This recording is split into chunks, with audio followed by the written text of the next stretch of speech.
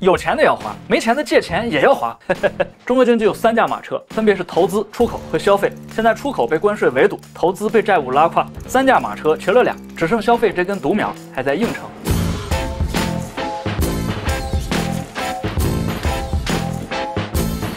众所周知，中国居民消费不为生活，只为生存。那么未来5到10年，消费到底是中国经济的救命稻草，还是压死骆驼的最后一根稻草？救亡图存一直是中国人的初始设置，比如鲁迅就曾说过，学医救不了中国人。再比如漫长的学生时代，人人都在喊为中华之崛起而读书。今天这项伟光正的任务终于轮到了你我头上，方法们也很简单，就是消费，就是花钱，有钱的要花，没钱的借钱也要花。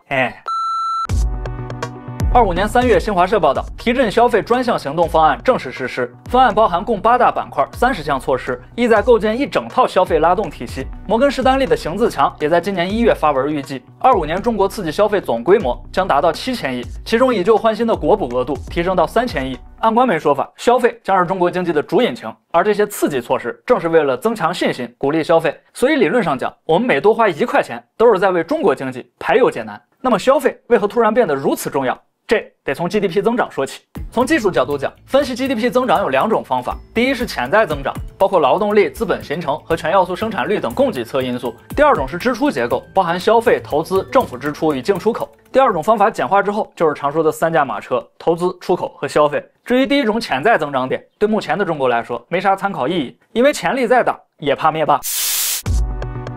早在2019年8月 ，BBC 就曾报道说，3驾马车瘸了俩。时至今日，局面不仅没改变，甚至更糟了。出口面临关税战和产业链外移，投资遇上了楼市崩塌和债务危机，唯有消费被寄予内循环的厚望。也就是说，刺激消费并非主动战略，而是被逼无奈，更是中国经济最后的救命稻草。那么，消费这根草，它到底能救命吗？著名智库荣鼎咨询在24年7月发布了一份中国消费增长预测，并冷静地判断说，以中国目前的居民消费能力，不仅无法拯救增长，而且在未来10年还会持续拖后腿。当下体感也是这样，一头被车贷、房贷掏空身心，另一头还要借钱消费为国解忧。今年永远是未来10年最好的一年。当刺激消费变成了增长算计，那这个增长神话可能也就难以为继了。根据世界银行数据显示，1996年至2022年，中国居民人均消费支出年均增长高达8%，增长非常强劲。可不幸的是，中国经济高度依赖投资和出口，所以居民消费占 GDP 的比重仅有39%，远低于经合国家平均水平的54%。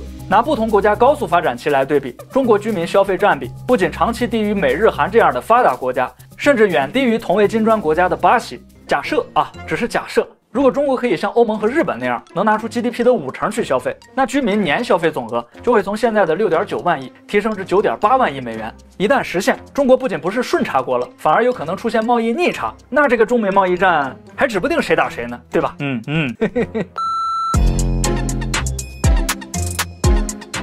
一般来说，支撑消费的基础有3样，分别是信心、收入和制度兜底。我们先说信心。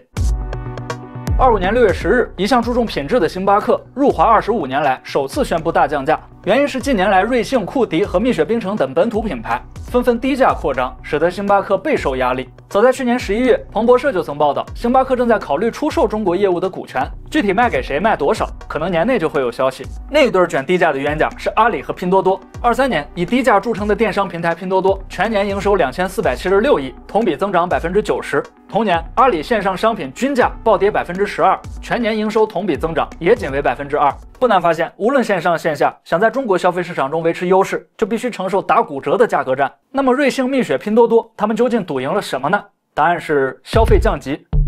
20年疫情来袭，中国消费短暂下滑，但真正的信心崩塌发生在22年上海封城之后。当健康码锁住喉咙，行程码锁住腿脚，出行消费就变成了麻烦事儿。于是消费者信心指数便出现断崖式下跌，直到今天，该指数仍然远低于基线。这就是人们常说的大环境不好。大环境不好咋办？少消费，多存钱呗。今年1月，财新报道，24年中国居民新增存款高达14.26万亿，总存款余额首次突破151万亿，再创历史新高。根据总人口简单估算，24年人均存款再次突破10万元。存款数据在18年之前每年大约新增5万亿，19年出现攀升趋势，但到了22年，新增储蓄直接突破10万亿，并在此后3年连续保持了10万亿往上的超额储蓄。更值得注意的是，定期存款比活期还要多，说明大家不是不花钱，而是打算长期不花钱。至于存钱干什么用，咱们一会儿再说。当然，还有一种观点说超额储蓄是消费潜力，只要刺激手法得当，消费数据分分钟就能复苏。可问题是，超额储蓄并不是复苏的前提，而是信心不足的结果。所以盯着储蓄刺激消费，就像拿着靶子满世界找飞镖，姿势再好，没人陪着玩也是寂寞。没有报复性消费，只有报复性储蓄，说明中国消费市场开启了结构性下滑。结构性下滑的意思是，唯有降价才能留住用户，唯有自残才能抢夺市场。前几年，拼多多以农村包围城市，以极致低价在电商红海里撕开一道口子。如今全市场都在效仿，把低价做成了消费标配。知乎上有个热门问题问道：是马云的傲慢成就了拼多多的成功吗？高赞回答是这样说的：现代商业社会的普遍认知是要增加中产比重，减少平民和富豪的数量。马云和刘强东，他俩赌的是中产数量增加，而拼多多赌的是底层扩张。可让所有人都懵逼的是，拼多多居然赌赢了。拼多多的神话能否持续，不得而知，但它所开启的低价时代恐怕还要持续很久。从趋势来看，低价筑起的壁垒，总有一天也会成为囚禁自己的高墙。消费者也一样，今天喜笑颜开的买便宜货，明天就得愁眉苦脸的打便宜工，因为生产廉价商品，注定使用廉价劳工。更可怕的是，消费降级并非突然降临，而是渐进过程，就像炭火逐渐变为灰烬，余温耗尽之后，才是真正的寒冬。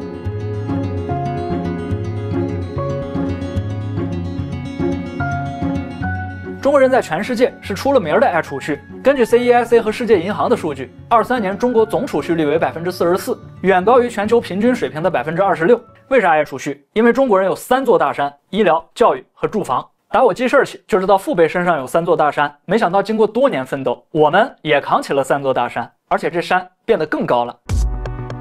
麦肯锡在23年底做了一份有关中国消费展望的调查问卷，调研发现，子女教育和赡养老人这2项不可逃避的支出是抑制消费预期的主要原因。先看教育，中国家庭在子女教育上平均花费占年总支出的7.9%，大大超过了日本、墨西哥和美国的1%到2%。再看看医疗养老，世卫组织数据显示，21年中国居民自费医疗支出占医疗总支出的35%，远高于经合国家平均水平的20%。此外，大病灾难型支出自费比例更是超过40%，就算富裕家庭也难以抵抗。也就是说，绝大多数中国家庭距离返贫只需要一场大病，一病回到解放前，自然不敢乱花钱。这种防御性储蓄势必影响消费意愿。最后一座大山是住房。过去10年，在房价泡沫推动下，中国居民债务扶摇直上。12年至22年，居民债占 GDP 比重整整增长了32个百分点，目前稳定在61%左右。如果以家庭收入比为基准，债务收入比约为145%，远超国际平均值的101%。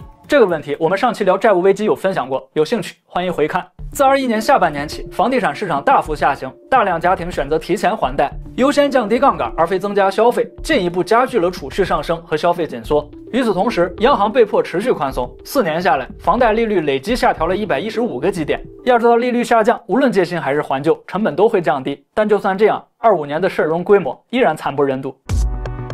25年5月，居民部门新增信贷540亿，占整个社融增量比重低至史诗级的2.4%，说明大家不仅不买房，就连信用卡和花呗都懒得刷了。而在2018年5月，居民部门新增贷款能占到总社融增量的54.7%，比企业和政府信贷加起来都多。短短7年改天换地，说明什么呢？说明不是大家不消费，而是早就过度消费了。试想，3代人把钱包焊死，30年青春抵押给银行，举国都榨干了，哪还有钱消费？25年5月，东吴证券研究所发布报告，专门分析人口与消费。报告指出，中国居民在25到29岁这个年龄段，平均收入达到顶峰，过了45岁，整体收入就会快速下滑。而居民支出在30到40岁这个年龄段是高峰，45岁之后的年龄段，消费比15到19岁的小年轻还低。也就是说，中国人在45岁之前，人生价值就被3座大山榨干了。而且最能挣钱的年龄和最需要钱的年龄还偏偏是错开的。相比之下，美国人的收入和消费年龄段就没有明显的错峰，收入和消费高峰都在50岁左右。3座大山有多残酷呢？付鹏最近讲了个特损的段子，说他要是做生意，坚决不做80到95这帮人的生意。为啥呢？因为这帮人不仅被房地产套牢了，而且将来还要给父母养老。前面我们说，中国经济长期以来靠投资和出口拉动，为了让企业活下来，把产品卖出去，就得压低利率和工资，把成本转嫁到老百姓头上，这就是所谓的人口红利。结果呢，在统计局和经合组织交叉口径下，居民可支配收入占 GDP 的比重，19年仅为44.7%，比全球平均水平的60%低出一大截儿。而20年的美国为83.4%，印度76.9%，德国为60.7%。哪怕把养老、医保和低保这些保障性收入都算上，居民收入也只占 GDP 的60%，远低于其他主要经济体。这些保障性收入看起来跟消费关系不大，实际上它们才是消费的核心动能。这一点我们稍后详细分析。除了收入低，贫富差距大也会影响消费，因为大量财富集中在金字塔尖，会导致富人没需求，穷人没钱花。早在2012年，西南财经大学甘黎团队就有一份中国家庭金融调查。该调查长期追踪发现，全国10%最富裕的家庭掌握了69%的总储蓄和57%的总收入，而这种格局至今仍未改变。国家统计局数据也显示，过去10年居民收入5等分分组占比基本没什么变化，说明中国的阶级固化非常严重，跨越阶层几乎是不可能的。此外，2019年甘黎的调查还显示，有1/3的中国家庭储蓄为负，需要靠贷款和积蓄过日子。19年到25年经历了疫情和经济放缓，这部分家庭的数量恐怕只多不少。招商银行的数据也是贫富差距的常用样本。24年招行年报显示，总资产在50万以上的金葵花客户占比为2.5%，但他们所掌握的财富却高达87%。如果撇开500多万金葵花客户，其余普通储户的户均资产仅有13300块。收入低，贫富差距大还不算什么，最要命的是没收入。格隆汇数据显示，10到18年，20到39岁人口是消费增长的第一动能，超过其他所有年龄段。但18到22年，20到39岁人口反而成了消费增速下降的主要原因。相反，对消费增长贡献最大的是60岁以上的老年人。背后的原因其实不复杂，年轻人就业难，收入低，看不到未来，自然没心思消费。值得注意的是，20到29岁的年轻人在18年之后对消费增长的贡献直接降到了0.8%，而这部分人正是毕业即失业的95到00后。青年人口消费下降，对应青年失业率升高，这两个数据在疫情后高度吻合。其中16到24岁青年失业率始终维持在超15%的高位，并在23年6月达到创纪录的21.3%。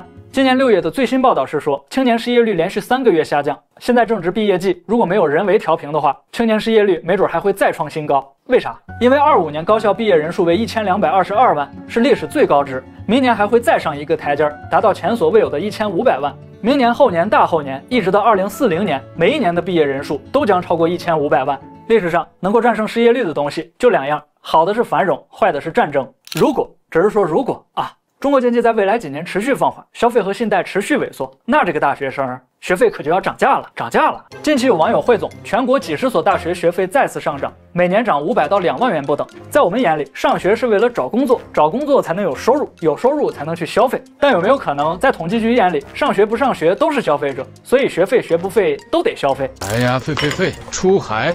哎呀，费，好友费。理论上，财政应该调节贫富差距，为居民消费托底。从账面上看，中国也确实有这个实力，但现实中，中国的福利政策更像是逆向福利。美国爱荷华大学政治学教授弗雷德里克·索尔特，他在学术研究之余，创办并维护了一个数据库，专门量化世界各国的收入不平等情况。根据这个数据库显示，2020年中国的绝对再分配值仅为7.9，远低于法国、德国的21和美国的16。这里简单解释下，什么叫绝对再分配？它是市场基尼系数减去净基尼系数的差值，用来衡量国家财政调节贫富的能力。如图所示，线段越长，数值越大，说明再分配的效果越好；反之，则说明力度薄弱。好，我们细看这个榜单，就连巴西、俄罗斯都分别减少了14.8和11个点的贫富差距，而中国仅减少了不到8个点。换言之，中国的财政支出并没有调节贫富差距，反而维稳了贫富结构。问题来了，巴西都比中国讲义气，那中国人的福利到底转移哪儿去了？一般来说，财政再分配的手段有2种，分别是税收和转移支付。税收是筹钱，转移支付则是花钱。我们先说税收。国际货币基金组织 IMF 在24年初发布报告指出，中国的个人所得税最高边际税率高达45%，而那些靠房租、股权这些资本吃饭的人，税率却按统一20%封顶。20%的资本税率在所有主要经济体里属于非常低的价位，意味着越是靠资本赚钱的有钱人，税交的越少；越是靠工资糊口的工薪牛马，税负反而越重。前财政部长楼继伟曾说，全中国月薪超过5000的仅占总人口14%，其余86%都不用交个税。这看起来很仁慈，可是超高的增值税又将大部分税负转嫁给了消费端。例如23年个税占中国税收总额为8%，而经合国家是24%。另一头，增值税的总税收占比却高达38%，远高于经合国家的21%。相比之下，美国的税制更鼓励消费。一方面，州一级的销售税取代了全国统一的增值税，税率较低，仅为5%到10%。另一方面，低收入群体通过 EITC， 也就是所得税抵免，不仅少交税，还能获得现金返还。这样的机制既减轻了税负，又增强了消费能力。反观中国，没有低收入退税和补贴制度，增值税和狭义消费税就成了最广泛、最无法避免的税种，成了名副其实的穷人税。因为越是穷人，消费占收入比重越高，税负也就越重，而富人没这个烦恼。说完筹钱，再看花钱。常说的转移支付特指中央财政对地方财政的补助，但在有关消费的分析中，我们采用广义上的社会转移支付，也就是政府对居民的转移。社会转移是现代国家保障民生、促进公平的基本手段。转移项目分为2类，一类是现金，比如养老金、低保和失业保险；另一类是实物，包括医保、教育和养老等公共服务。根据国家统计局数据，21年通过养老、低保等现金方式，财政转移了7.9万亿，占 GDP 的6.9%。通过医保、教育这些实物服务，转移了7.3万亿，占 GDP 的6.4%。听起来还不错，但根据经合组织的数据分析，中国的社会转移水平远低于发达国家，而且是居民交多少，国家就转移多少，缴费与享受几乎相同。也就是说，居民社保交上去，在系统里转一圈，又回到了居民手里，属于自己保障自己。但妙就妙在绕这么一圈，这钱就能穿透岁月，回到老年人手里。这就是神奇的社保养老现收现付制。所以年轻人说我的社保在跳舞，我的人生在烂尾，其实非常严谨，跳舞烂尾非常严谨。老年人为啥消费好还见天跳舞？因为福利是消费的前提，社保是花钱的底气。中文互联网经常嘲笑说，美国人个个超前消费，2礼拜结一次工钱，兜里掏100块都难。实际上呢，美国人敢消费是因为有兜底，失业有救济，生病有医保，退休还有401账户，甚至不花钱反而吃亏，因为部分消费还能抵税。此前节目说过，恐惧和排斥福利主义是根植于意识形态层面的政治文化。怕什么呢？怕养懒人。这有点像中国式家长认为好孩子就得像韦东奕那样顿顿馒头就水，但凡说要买个哪里不会点哪里，就是纨绔子弟。事实上，恐惧福利主义才是消费的核心障碍。从美国政府支出来看，无论2党谁上台，联邦预算占大头的永远都是社保和医保。24年预算中，社会保障1.5万亿，联邦医疗项目1.6万亿，两者合计3.1万亿，是9000亿军费支出的3倍之多。这2项开支随着 CPI 自动增长，不需要投票辩论，更没人质疑它是否养懒人。为啥？因为这是凯恩斯主义的基本逻辑，也是美国经济的地基。凯恩斯主义是说，当经济遇冷，政府就得先花钱，从而带动大家一起花钱。所以凯恩斯主张，不是有钱才消费，而是消费才能让大家有钱。本质上讲，没有消费就没有流通，没有流通就没有生产，所以说消费才是现代经济的底层逻辑。在西方，社保、信贷加中产预期形成稳定的消费体系；在中国，则是房子、债务加恐惧勉强维持消费。中美对比一目了然，一种是保障型消费，另一种是求生型消费。难怪野村陆挺去年说，凯恩斯主义在中国不管用了。究其原因，中国搞的是债务驱动型的伪凯恩斯，只想加杠杆，却不考虑兜底。3月21日，财新报道，国家金融监管总局下发通知，鼓励商业银行将个人消费贷上限从30万提高至50万，并将期限延长至7年。到了6月，央行等6大部门又联合发布金融支持扩消费19条，包括新增5000亿消费和养老再贷款，用来拉动重点领域复苏。我们看，甭管是消费贷、养老贷，还是在刺激负债，而非刺激消费。不给兜底也就罢了，还想让人借钱消费，这哪里是凯恩斯经济学，这明明是凯子经济学。还有一种反向激励是垄断，我借用官方命名技巧，称之为非自愿消费。非自愿消费有3个特点：买不起、没得选，买了也不值当。比如医院，咱只能选3家；石油、通信，咱只能货比3家，再多就没了。所以所谓刺激消费，实则是在透支信任。当所有人都意识到人不是目的，而是燃料的时候，只有反向操作才能保护自己。这就是塔西佗陷阱。你说往东，我偏往西；你说消费，我偏储蓄。说到底，中国的消费体系是一套市场造蛋糕、计划切蛋糕的混搭承诺。做蛋糕的时候套用市场逻辑，要供给侧改革和财政刺激；分蛋糕的时候又回归计划逻辑，不要社保，不搞福利，最后让责任悬空。这就像中国的婚姻市场会同时利用新旧2种价值观，一谈权利，既要天价彩礼，也要自由恋爱；一谈义务，不要3从4德，也不要经济独立。说白了，就是2头利益都想要，但2头责任都不想负。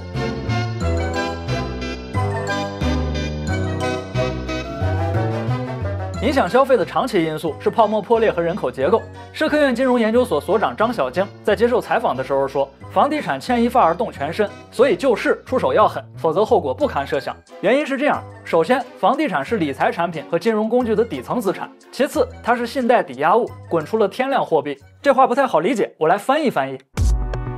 过去20年，大量民间资金被高回报吸引，流向炒房和地方债，实际上是被土地财政和无效基建收割了。买房的居民站在黑箱外围，在伪凯恩斯主义的迷惑之下，认为买房就能为医疗、养老和教育兜底。但其实呢，他们不仅被首付收割了现金，还被信贷收割了未来的生产力。所以在修复资产负债表之前，消费市场根本不可能复苏。至于房价什么时候见底，权威机构最新的预测是这样：高盛认为中国房价会在27年触底，汇丰比较乐观，预计26年将触底反弹。另有宏观编辑一直在更新的趋势图，直观展示了各国泡沫破灭后的房价走势。如图，美国5年见底，西班牙6年见底，韩国10年，日本最久用了18年。中国到目前为止将近4年，房价还远未见底。格隆汇数据显示，截止25年6月，全国大部分主要城市的房价都已经回撤到了16、17年的水平，更有像沈阳、石家庄这样的城市回撤到了11、12年的水平。13年有个养老标语曾说：“以房养老，幸福晚年。”目前看起来，这套方案也已经破产。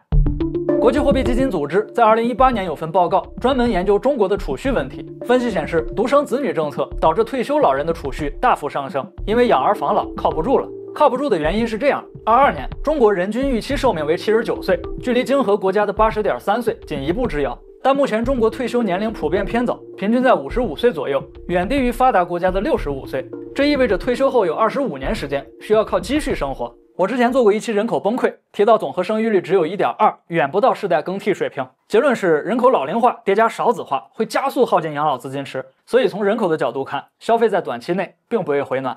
所以我认为80、90这代人从现在起就应该为养老储蓄，以防劳动人口断崖式萎缩。为啥呢？因为泡沫上的繁荣仿佛空中楼阁里入睡，总会有惊醒的一天。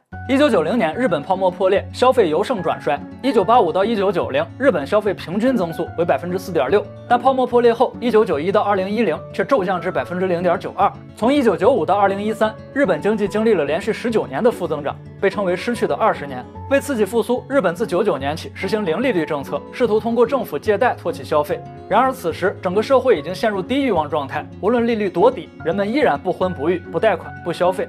货币政策完全失效。早在千禧年之前，日本的核心经济指标已经触底，理论上应该开始回升，但低欲望的强化效应又拉着经济多沉沦了整整10年。而低利率时代直到2024年才宣告结束，持续长达25年。日本的70后是官方承认的失落一代，他们毕业即失业，终身漂泊在打零工、领低保的灰色地带，最后变成了被时代遗弃的中年人，既错过了繁荣，也无力参与复苏。紧跟脚步的90后不婚不育，以最低消费维持生存，最终演化为平成废宅。他们不是不想拼，而是知道拼了也没用。不难发现，低欲望社会比经济萧条更可怕，因为它是一种穿越周期的衰退。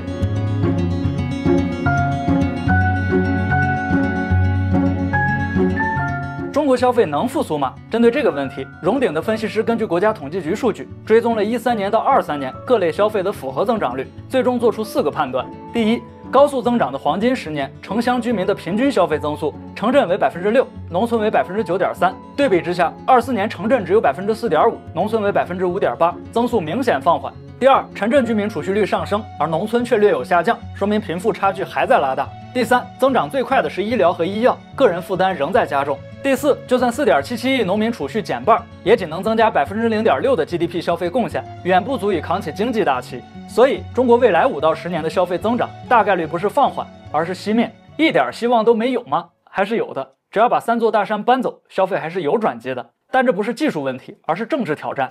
前面我们说3座大山压制消费，那么再追问一句，3座大山究竟怎么来的？答案并不神秘，教育来自户籍制度，医疗来自社保体系，住房来自土地政策。户籍制度把人分为城市人和农村人，并绑定教育等资源，限制农民享受公共服务。很多人以为消费不振是工资太低，其实深层原因是连进城上学都没资格。所以消费不是钱的问题，是身份的问题，而身份早在出生那一刻就被户籍制度卡死了。22年，国家发改委发布文件，人口少于300万的城市全面取消落户限制，算是一次突破。可1、2线大城市依然层层设防，而这些地方恰恰是几亿农民工最主要的打工地。歧视性的户籍制度必然产生不公平的社保体系。中国的社保是双轨制，一套是企业职工养老保险，另一套是城乡居民基本养老保险。前者发的多，后者发的少，差距有多大呢？24年全国平均数据，职工能领3500，居民只有200出头。更有甚者，欠发达地区每月只发150块，多给20都能上热搜。最后是土地制度，中国的城市土地归国家，农村土地归集体，但集体的土地只能耕种，不能抵押或买卖，这导致农村土地只是账面财富，没法带进市场参与循环。土地一直被视作国本，实际上呢，啥来钱啥就是国本。在当今的中国，无论城市还是农村，几乎所有基层单位都依赖土地维持财政，所以土地变现从来不是问题，问题是变现权归谁所有。管仲曾说：“力出一孔，齐国无敌”，说的就是垄断财富分配权。可见中国的土地制度是来自古老帝国的智慧。不难发现，真正的3座大山并不是教育、医疗和住房，而是户籍、社保和土地制度。这3者层层设限，叠加在一起，就形成了制度性的隐形贫困。所以只有制度松绑，才能带来消费复苏。其余什么刺激手段，都是在表演高潮，无法解决实质问题。24年诺贝尔经济学奖颁给了3位制度经济学家：达隆·阿西莫格鲁、西蒙·约翰逊，还有詹姆斯·罗宾逊。他们的核心观点是说，国家失败的根源不是资源匮乏，也不是文化落后，而是制度差异。他们把制度分为2种：包容性制度和掠夺性制度。包容性制度会保障产权、开放市场、激励创新，让人们敢于投资未来。掠夺性制度恰相反，它压制创新，操纵市场，集中财富，只留下少数人分享红利。北大教授、经济学家张维迎曾说，3驾马车理论有点别扭。别扭在哪儿呢？他说，中国的消费是为了保生产，投资是为了稳增长，出口是为了赚外汇。结果一扩内需，人民就受穷；一搞振兴，产能就过剩；一保出口，工资就降低。根据张教授的观点，3驾马车只是方法，而非目的。同样的，消费只是生产的目的，而不是生产的手段。为了保生产而消费，是个本末倒置的做法。昨天的选择决定了今天的失败，今天的选择也将决定明天是否繁荣。这就是路径依赖。所以消费为啥会熄火？因为制度拒绝分享成果，摁灭了所有人的希望。毕竟没人愿意在不属于自己的时空里花冤枉钱。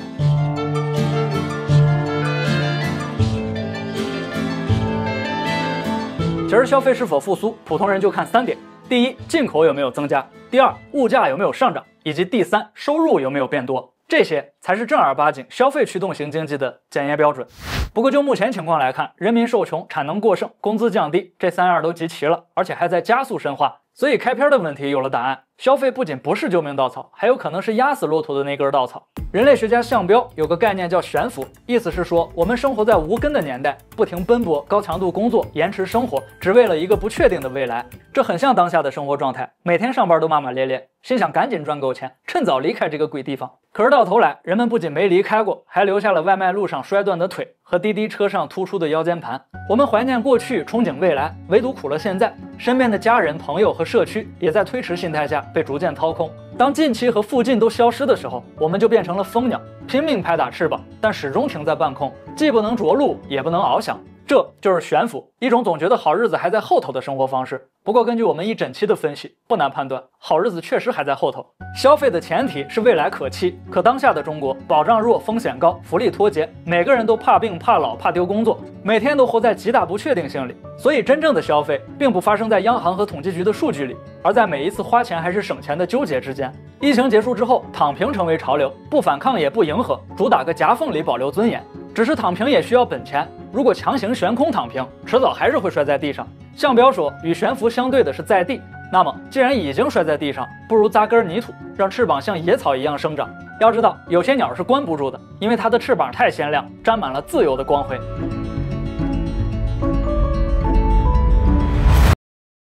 阿西莫格鲁说，良政不会自来，赢家不会自改。这话刺耳却很真实。因为一个靠垄断吃饭、靠卖地续命，还异常恐惧福利的体制，当然不会在乎普通人的生计与未来。本质上，我们并不是公民、纳税人和消费者，而是系统精心培育的韭菜、牛马和人矿。那么问题来了，当国家扩大消费的时候，韭菜为啥不生养？牛马为啥不奔忙？人矿又为啥不发光？因为牛马也有脑子，知道花钱可以救经济，但存钱可以救自己。因为消费也要按照基本法，我们不是不消费，而是缓消、慢消、优消，让有能力的先消，先消带动后消，还要根据自身实际情况和长远目标来消，不要盲目消，而是要经过深思熟虑、有规划、有步骤的消，从而走向共同消费。